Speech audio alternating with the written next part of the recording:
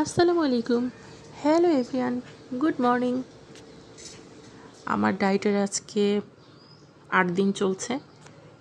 8 দিনের ডায়েটে আমি 2বার ডায়েট ভঙ্গ করেছি। তার মধ্যে একটা বিস্কিট খেয়েছিলাম 8 দিনের মধ্যে, আর খেয়েছিলাম 6টা খেজুর। যেহেতু আমার খেজুরের আইটেম থাকবে 3টা থেকে 4টা, সেটা 6টা খেয়ে ফেলেছি একদিন। আর এই তো আজকে পরিবারের জন্য একটু টুকটাক রান্না করব। আজকে আমি সকালে ডিম খাইনি, যেহেতু ডিম রান্না করব এবং ডিম আমার একটাই খেতে পারবো, এর জন্য আমি ডিম খাইনি। আজকে দুপুরে খাবো দেখে ডিম ভুনা করেছি। ডিম ভুনাটা আমি পুরোটা তরকারি ভুনা হয়ে গেলে তারপর ডিমটা দিই, যেন ডিমটা হার্ড হয়ে না যায়। এভাবে ডিম ভুনাটা আমার ভালো লাগে। আর প্লেন পোলাও করেছি এখানে। এই প্লেন পোলাওটা করেছি, এটা কিন্তু বাদাম বাটা আমি ইউজ করিনি, যেহেতু আমি ডায়েটে আছি, আবার পোলাও খাবো, এর জন্য বাদাম বাটাটা দিইনি। এখানে কিশমিশ দিয়েছি, গুঁড়া দুধ দিয়েছি। এখানেই কিন্তু খাবার অনেক বেশি রিচ হয়ে যাচ্ছে এর জন্য।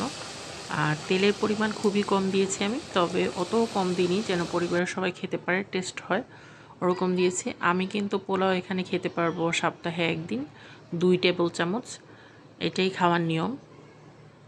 আর আদার্স কোনো খাবার খেতে পারবো না। ডিম খেতে পারবো, ডিমের কারি খেতে পারবো।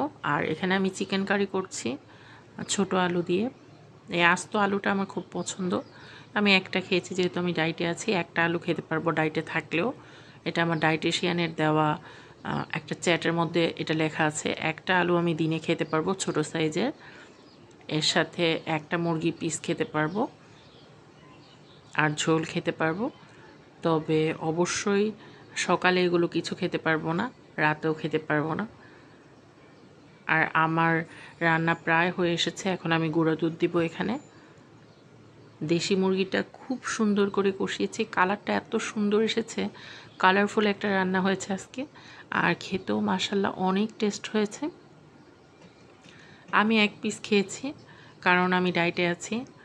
আর যেহেতু পোলাও খেয়েছি, এর জন্য একটু মেনটেন করে চলার চেষ্টা করছি। ওভারওয়েট হয়ে গিয়েছে, এখন নিজে থেকেই চিন্তা করছি ওয়েট কমানো উচিত, তার জন্য ডায়েটিশিয়ান দেখানো। এবং ওয়েটকে নিয়ন্ত্রণ করার জন্য আমার মনে হয় হেলদি খাবার এবং হেলদি জীবনযাপনই ওয়েট নিয়ন্ত্রণে আসে। আর এখন বেবি আমার প্রিন্সেস কার্টুন দেখছে, তার সাথে বসে বসে অনেকটা সময় কার্টুন দেখলাম, যেহেতু রান্নাবান্নার ঝামেলা শেষ হয়ে গিয়েছে।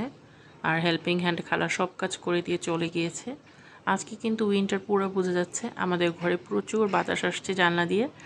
আর এখন আমি রেস্টুরেন্ট স্টাইলে একটু খাবারটা সার্ভ করলাম। খাবারটা মাশাল্লাহ খুব মজা হয়েছে। প্লেন পোলাওটা কিন্তু দেখেই বোঝা যাচ্ছে এর মধ্যে যে আমি একদম তেল কম দিয়েছি। তেল কম ইউজ করে কিন্তু আমরা হেলদি খাবার তৈরি করতে পারি। Bye bye.